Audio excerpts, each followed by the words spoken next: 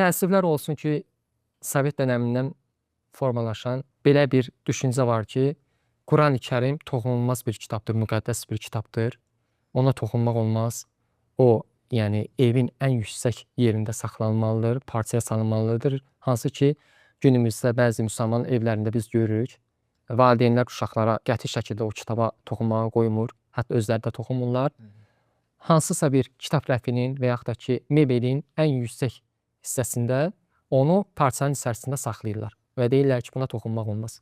Lakin bu böyük bir xətadır və Sovet dövründə şuuraltı olaraq insanlara yeridilmiş bir düşüncədir və məqsədli şəkildə edilmiş bir şeydir. Lakin Qurani-Kərim gündəlik oxunan bir kitab olmalıdır.